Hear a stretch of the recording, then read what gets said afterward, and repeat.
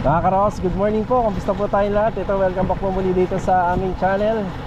Ayan, another day and another house improvement. Ngayong araw po na Miyerkules, April 9. Bali mga Karos, naalala nyo, may project tayo rito sa Riego. Bali, iniwan po muna natin siya ng mga ilang araw para pagtulong-tulungan po natin yung dalawang project natin na magkatapat dito po sa project natin sa Lumina Homes Phase 6. Ayan, babalik po ulit tayo rito para maipagpatuloy po yung ating structural dito sa back extension na ginagawa natin. Kaya makakasama uli natin dito sila Kuya Chris, sila Kuya Roel, at yung dalawang helper natin na si Marvin at saka si Rusty. Ayan, bali mga Karos, yung upload video natin nito, may mga nauna ng video ng mga nakaraang linggo. So idudugtong na lang natin ngayong araw po ng Miyerkules, April 9. Kaya mga Karos, isi-share din po namin kung ano-ano po yung mga pinamili natin dito sa ongoing project natin. Ayan, samahan niyo po muli kami ngayong araw po na Miyerkules. And enjoy watching po para dito sa project natin sa Riego de Dios. Nasa 162 square meter po to, yung lot area niya. Let's go! Up, yeah! Tara! Up, yeah! Bali ito mga Karos, nasa biyahe tayo. Hindi natin sigurado kung aabutan pa natin yung mga gumagawa sa Riego kasi mag-aalas 5 na po ng hapon. Yan, medyo busy po tayo ngayong April 1, araw po ng Martes, kasi yun nga kanina turn over natin yung unit dun sa Anyana. Waiting na lang po tayo na dumating po sila client owner para tuluyan na po natin ma-turn over sa kanila yung susi at saka yung bahay. Yan na ilagay ng ating weather, oh. Sobrang payapa na. So magbibigay tayo ng update. Kanina, ang inasikaso dito sa project natin sa Riego de Dios, plumbing works, water line, sanitary line, at saka dun sa TNB, toilet and bathroom. Tapos nakapag floor matting na sila para dun sa buhos ng ating floor area.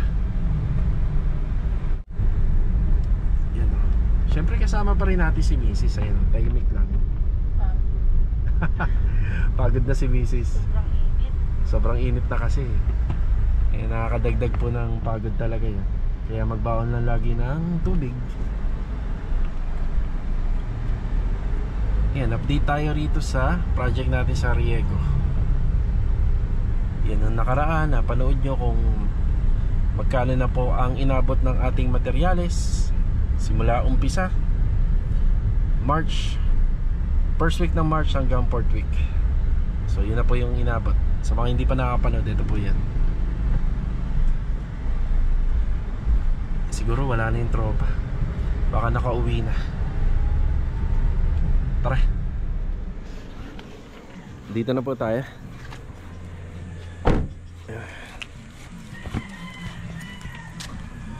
Yeah, wala na nga po yung tropa. Hindi na po natin nahinabutan. May sa buhangin, yan meron tayo. Tapos hollow blocks. So ang hollow blocks naman po natin hanggang sasagad po yun dun sa dun pa sa dulo. Kaya ito maganda, hindi pa pala nakapagbuhos dito kasi medyo malaki-laki to. Tapos ay ilan lang po sila kanina. Yan, nakapag floor matting na. So ang distance nito is 40 by 40 yung ginawa rito. Yan, 40 by 40. Tapos dito naman, since dining area to, para mas pumasok yung sunlight, medyo nilaki-lakihan po namin itong bintana. Medyo nilaki-lakihan po namin itong bintana. Mas maganda ko, medyo mas malaki.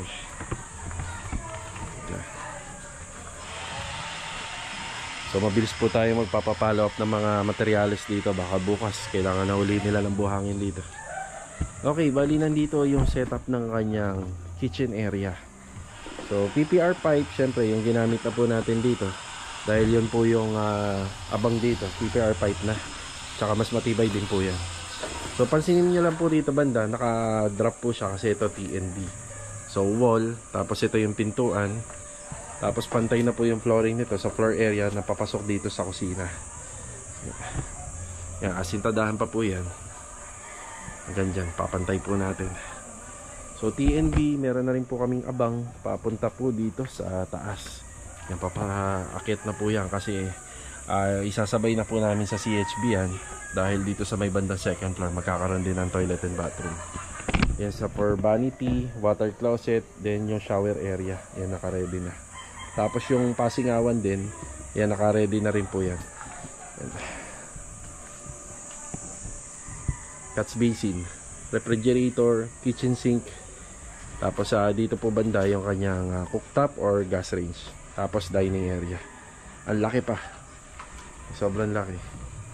So sa bar counter, marami tayong pwedeng pagpilian kung pwede natin po ilagay dyan or dito, island bar.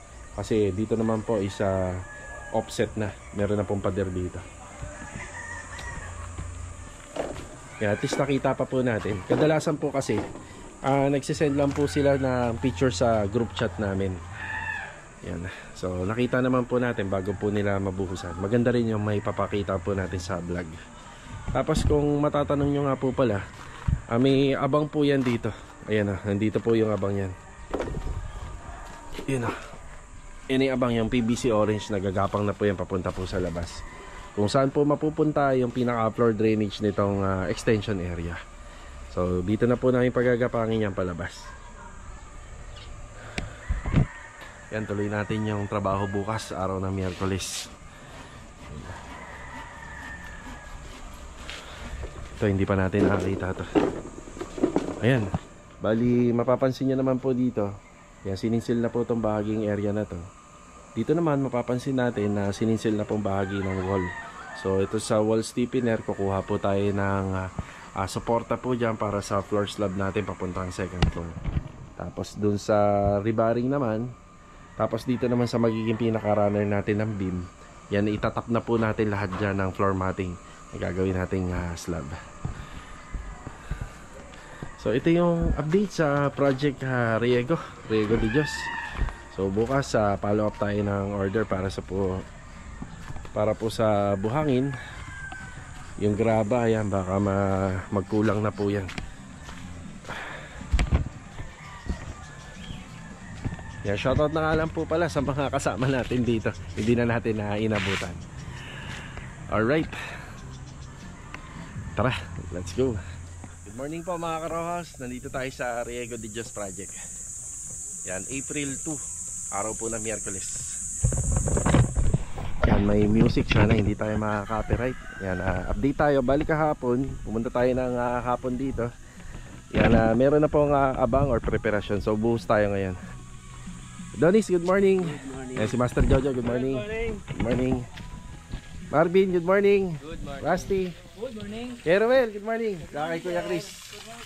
Yan, may delivery tayo, buhangin. So kahapon nung pagpunta natin, konti na lang to. Isang truck pa lang ba to? Dalawa na. Yan, dalawa na, kaya medyo marami-rami na. Graba. Wala nang tinatingnan na buhangin dyan. Simot na, no? Itong graba, kahapon lang. Yung kahapon pa. Okay. Tapos, nasaan yung bakal? 10mm. Ito. Yan, 10mm. Yeah, additional pa.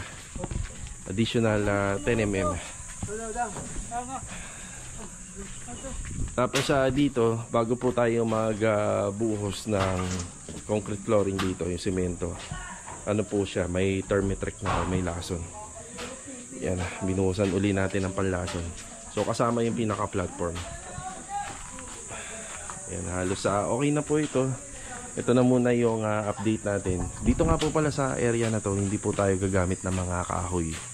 Yung sa TNB, more on tiles at saka PVC panel. Tapos yung pituan niya, swing door na gawa sa aluminum. Tapos dito din, puro aluminum po yung pinaka mga framing na to. So hindi ho tayo gagamit ng kahoy dito kasi delikado tayo sa anay. Tapos yung ano naman din, yung TV console, gawa rin po siya sa hard deflex board. Yan, sa second floor na tayo gagamit ng mga kahoy. Yan. Yan, halo uli.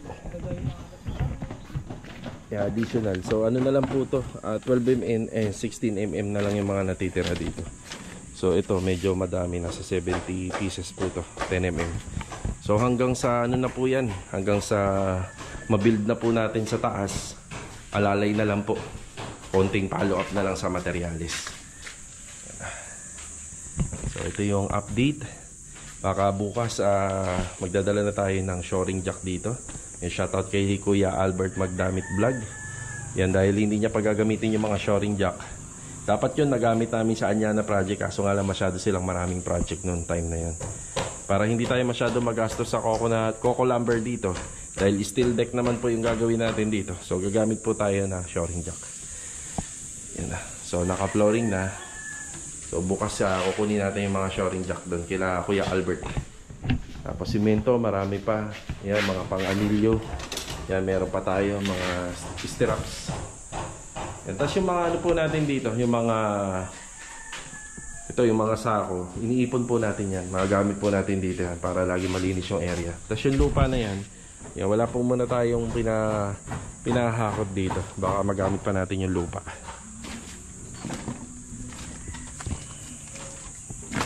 Buhos. Yan na. Dami na ng trapal natin, no? Malilim pag ganitong oras. Mga pagkatapos ng tanghali, ayun na. Parang may mini barracks doon, Ano yung barracks? Halika mo kasi, sir.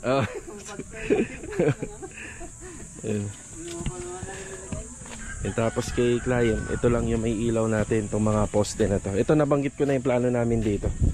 Sa dalawang poste. Tapos sa poste, papunta puro sa dulo, puro parang ano na lang yung mga solar. Yan, yung poste na to medyo mataas. Yan, mataas po yung pagkakaanilyo namin dito, gawa ng yung bandang part isa mababa. Yan, pero nasa 150 cm height lang naman po tayo, or pwedeng panindigan na po natin yan na ganyang kataas. Mas maganda na rin yung mataas. Yan.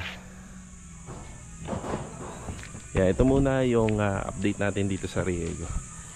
Yan, flooring na, tapos itutuloy na yung asintada dun sa dulo kapag natapos yan.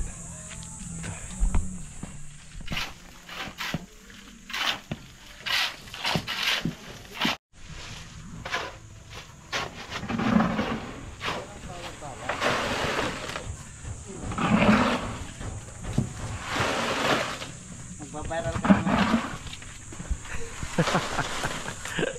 Hindi ka gumagamit ng pala. Pwede pala yan, no? Ipansalok. Oo. Diba? Mabilis pa. Ano? Tapos yung panghakot, ayan,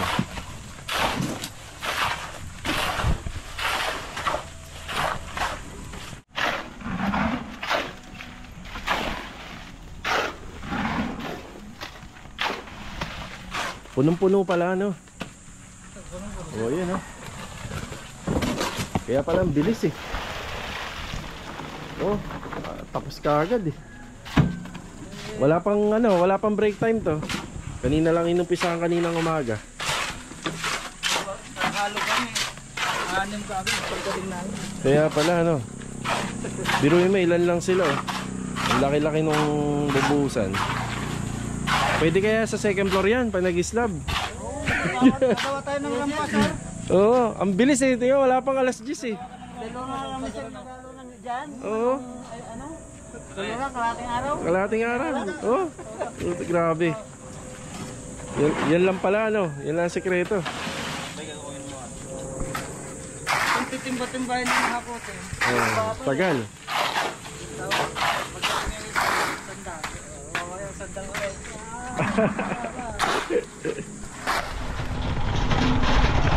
Dito na tayo sa loob ng subdivision. Dala-dala ko nga pala itong kolong-kolong. Yung aluminum na ladder natin.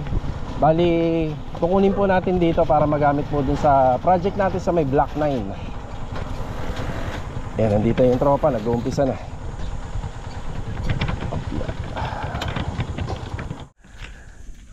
Ganda ng weather natin. Marvin, good morning. Good morning. Sa Hollow Blocks, meron pa tayong mga D4 rito na natira. Tapos yung mga nagawa ng mga nakaraan, ito nakapagporma na ng poste dito po sa may corner area. So wala pa pong buhos yung iba rito. Yan, napormahan na po yan. Yung mga pamorma naman po natin, yun din po yung mga ginamit po natin dito. So hindi pa masyadong madami yung nabibili natin sa mga coco lumber and pinulik boards. Then kung matutuloy kami ni Kuya Albert, Kuya Albert Magdamig Vlog, pinahihiram niya sa amin yung shoring jack niya rito. Kasi wala pa naman po siyang project na paggagamitan po nun. So magagamit po natin dito yon, yung shoring jack, at makakatipid tayo sa materyales. Tapos ito yung update sa mga materyales natin. Yung mga nagdaang araw, yung mga nakaraan, meron tayong pahabol na 10mm. Yung 12mm natin nandito pa, at saka yung 16mm nandito pa. Nagagamitin po natin dito. Yan. Tapos sa buhangin natin, marami pa, graba, marami pa. Si Rusty, good morning Rusty. Good morning. Kuya Ruel, good morning po. Morning. Kuya Chris, good morning. Good morning. So ang ginagawa ni Rusty rito, sinisinsil niya yung existing na building dito. So ayan na. So dyan tayo kakapit ng ating wall stiffener. Nakalabas na yung mga bakal dyan. So i-hook natin yung ating mga parilya na gagamitin po dito, o yung mapping natin. Ito yung partition natin. Nagkaroon ng CHB laying dito, gawa ng sa TNB. Ayan yung sa TNB natin. Ang ganyan po kalaki yung magiging TNB. Tapos sa water line and sanitary, nakabang na, bali PPR yung ginamit natin dito. Tapos iniikutan na po nila para sa biga. Ayan na, paikot na po yan. So magkakaroon din po tayo ng biga dyan. Sa computation natin, two-way slab yung gagawin natin dito. Tapos yung mga nakaraan, sanitary pipe fittings, meron pa rin po tayo dito. Sa simento, nandito pa rin. Yan, meron na tayong additional na isang bugkos pa ng alambre. Tapos ito, yan, mga na-anilyo na yung mga straps para po sa ating biga. So ang kukunin natin dito yung aluminum ladder. Yung aluminum ladder natin, Bing, kukunin ko. Nandiyan ba? Yung hagdanan, yung aluminum. Oo, dalawa daw yung hagdanan dito. Isang malaki, ito yung mabigat. Yung mahaba, parang wala yata rito. Baka nasa taas. Yung mga scaffolding natin nandito. Dito ginagamit. So ayan, nakikita na natin yung luwag at laki nya. Ayan o. Dito sa bandang extension, yan, nakikita na natin. Dito mapupunta yung refrigerator, ref, or pwede rito. So kausapin na lang natin si Ma'am kasi magkahiwalay lang naman yun. So wala naman kaso yung, kasi saksakan lang naman ang inaabang doon. Pero kitchen sink nandito sa gitna. Tapos ito, pwedeng maging dining space. Ito yung dining space. Kasi sa plano, nandun yung dining. Pero medyo masikip kasi doon. Maganda po sa dining area. Medyo malaki kasi yung 6 to 8 seaters. Tapos kagandahan pa nung pagkakamakain ka, may malaking bintana. Kasi ito pinaka magiging lalay. Yung sliding po yan. So silang apat lang po muna ang tatrabaho rito. Hahabol dito si Adonis, sila Kuya Doming, sila Adonis.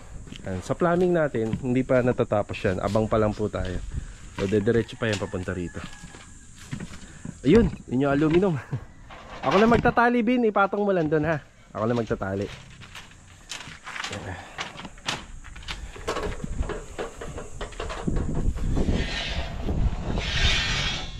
Kuya, puro forma lang muna tayo, no? Forma. Ayan, kagaya niya. Forma, kung makakapagbuhos, yan, pwede rin, yun, no? Yun nga pala. Kuya, yung mga poste dun, wala naman pong ilaw yan. Ito yun dito, sa gilid. Pero pagdating po sa gate, papunta rito sa harapan, yan, may ilaw na. Kailangan ng wiring. Sige, pwede mo na ituloy. Yan, babalik po tayo rito mamayang hapon para makapagbigay uli ng update. Bin, ako nang bahala dyan, Bin. Thank you. Tubig, meron kayo? Meron ba? Sige, sige. Paparating na yan.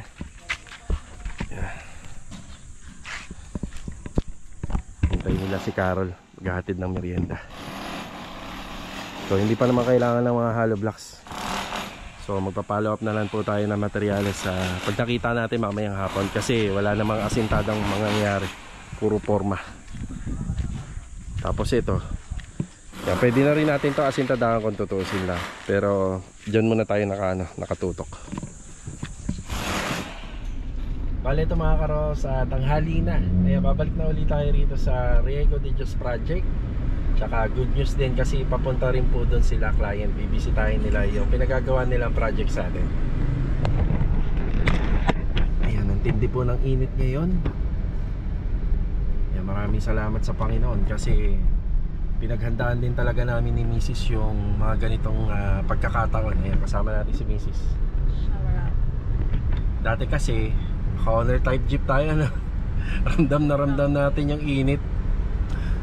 Ramdam na ramdam natin yung init. Pag pupunta po tayo sa labas, mamimili ng materyales. Actually yung Honor type jeep tsaka kolong-kolong ginagamit naman natin ngayon eh, pambili ng materyales. Pero maigi pa rin na meron ito. Kaya ang payo natin sa lahat, magdala lagi ng tubig. Huwag abusuhin ang katawan. Lagi magpahinga. Huwag muna mag-gin. Huwag muna mag-gin. Nako. Hindi, mas maganda, huwag na munang uminom. Mainit din kasi sa katawan. Mainit sa katawan. Maraming, kung totoosin, ito yung buwan ng napakarami ang nawawala. Ito. April, May. So, sobrang init. Kaya dapat pinaghahandaan. Bago mag-summer, mag-ipon na. Diba? Mag-ipon na. Sa mga susunod, mag-ipon, pambili ng aircon. Yan, para Ipon, pambayad. Oo. Oo. Siyempre, pambili muna ng aircon. Para ginhawa sa bahay, di ba? Tapos, siyempre, magtipid ng konti. Yan, pag taglamig na, o di, kahit pa paano, tipid na. Dapat sa buhay, pinaghahandaan din talaga yung, yung mga bagay na ganyan. So ito naman kasing sasakyan na to, kaya tayo nagkaroon nito dahil kailangan natin sa trabaho. Yan, kailangan natin. Yan. Sa Riego de Dios project tayo para makapagbigay na rin ng update. Yan. Tara. Ayan, nakabalik na tayo ng Riego uli. So update. Yan, nakita ko na nga pala sila client doon sa labas ng gate ng Riego de Dios. Yan, papasok na rin sila rito. Init to. Marami kayong tubig rito. Huwag mo na kayong iinom, ha. Huwag mo nang iinom at delikado. Yung dating kilala kong foreman namatay kanina. Ano ni Candy? Yung kalimutan ko tawag niya doon.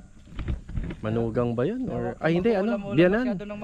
Biyanan ni Candy. High blood yun pag palagi. Uminom daw ng gin kagabi. Pagising kinabukasan, naninigas na.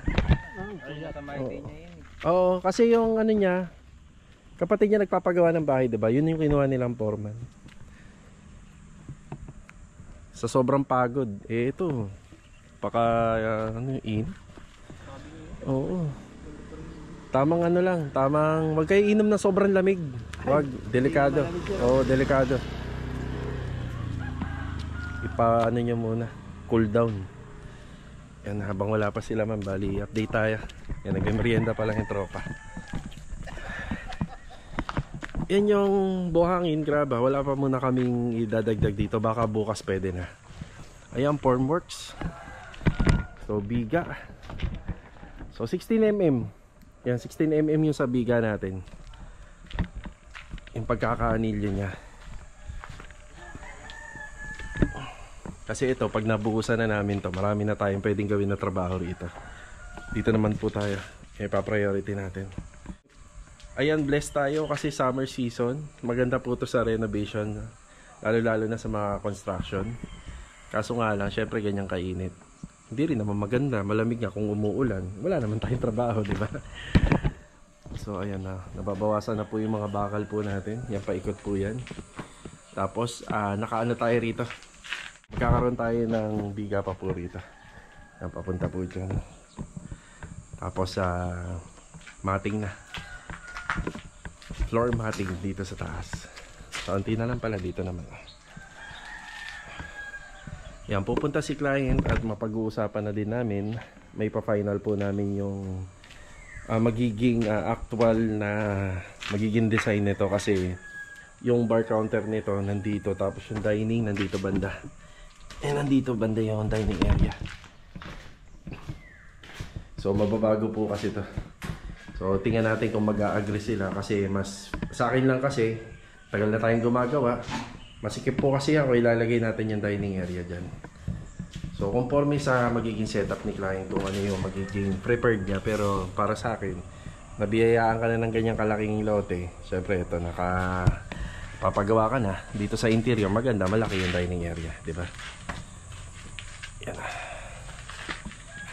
Wala sila na yata yun, ah. Hindi pa? Nakakotse.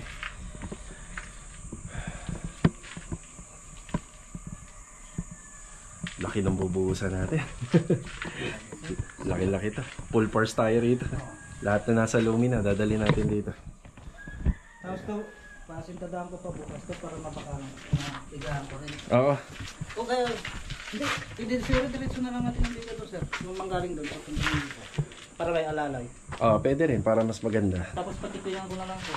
Oo. Tapat niya. Oh, mas maganda 'yun, oh, para mas matibay-tibay. 'Yun naman kasi meron pa tayo doon, 'di ba? Oo. Sa gitna. Kahit parang lintel style na lang. Oh, kasi matibay naman na 'to eh. Tapos ito, ipapa-continue na natin yung ano rito. Yung asintada nito, pumantay na doon, no? Nabitin pa. Ang dadagdagan na lang natin sa susunod. Tapos ito. Kaya may butas dito gawa ng para may alternate. Oo. Ito rin ang sintadahan namin nung bago kami pumunta sa Luwila. Ito pala yung tinapos niya, no? Oo.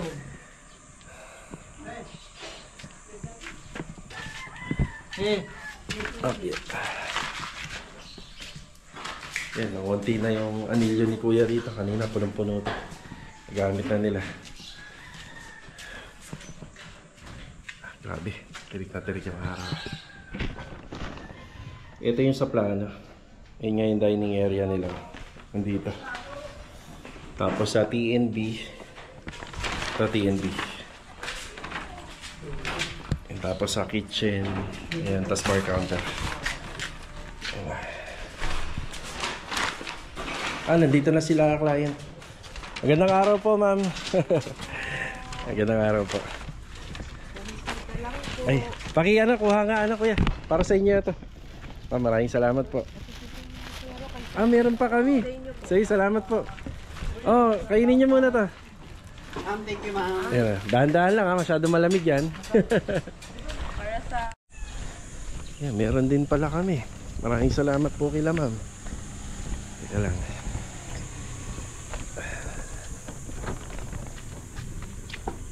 Meron din tayo. Ayan, Nagabala pa sila. thank you kay ma'am. Thank you, ma'am. Thank you, ma'am Catherine. Ayan, salamat. Ayan, balik tayo. Sabi namin, busy-busy tayo rin ninyo yung ninyo. Sabi, wala naman hindi magtampo. Hayaan nyo ma'am, lagi naman tayo update dito. Opo. Medyo late lang yung vlog ko. Okay lang po. Pero mapapanood mo yung mga nangyari bukas na. Bukas pala Sige po, i-upload okay ko. lang po. Basta at least po. Oo. At least masaya sila, nalamigan sila kahit pa paano. Kaya nga. Ma'am, thank you ulit sa Opo, pamirienda. sabihan ko na lang po si Ma'am Pe kung pwedeng Makausap ng sa Opo. kabila. Sige ha. kung okay na. Sige Okay. po. Salamat po. Thank you. Bye-bye Thank you po. po. Ayan, okay na po kami ni ma'am dito. Bali, sinamantala ko na rin habang nandito sila. Kinausap ko po sila regarding po dun sa mga plano. So dito, yung sa ground area, medyo nakukulangan po sila rito. Kahit naman po ako. Kasi kung ako magpapagawa ng bahay, pagdating po sana sa bandang likod, wala na po kasing setback yan eh. Di kita na po, hindi na po sila nagpalagay na setback. Iaangat ko na po sana yung hollow blocks dito. Yan. Ngayon ang problema ko ito, mayroon pong trusses, may bubong, may steel matting.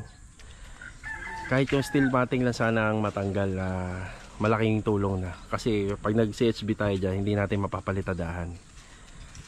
So yun lang, no? Pero pagdating doon sa dulo, yan, magagawa natin ang paraan yan para makapagpalitada tayo.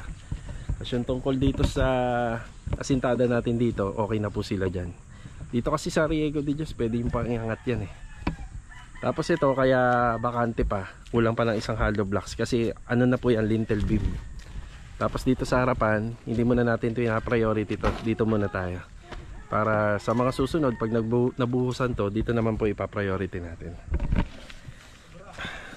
Tapos sila client, pumayag na nandito yung location ng dining. So sa pagre-renovate po, the more na malaki yung butas ng bintana or schedule ng window, mas malaki yung gastos. Kasi ito, pumayag sila na ganito kalaki kasi mas maganda naman. Pero pag pinagawa mo yan sa glass in aluminum ganyan kalaki, medyo mahal din. At saka hindi lang yun ang materialis na papasok dyan. Kung magpapalagay pa sila ng window grills, mas malaki din yung gagawin. Ganon din po dito. Kasi yung opening nito malaki. Nasa dalawang ano na po yata to, 2 metro mahigit yung opening dito sa lanay. Tapos pumayag na rin sila na ito ay hindi na nga magiging dining space. Yan, pag na-demolish namin to, may storage, tapos nandito yung TV console. Tapos magiging malaki to, itong area na to. Ang sinuggest ko sa kanila, dahil dun sa plano, dahil sa pinakaplano kasi,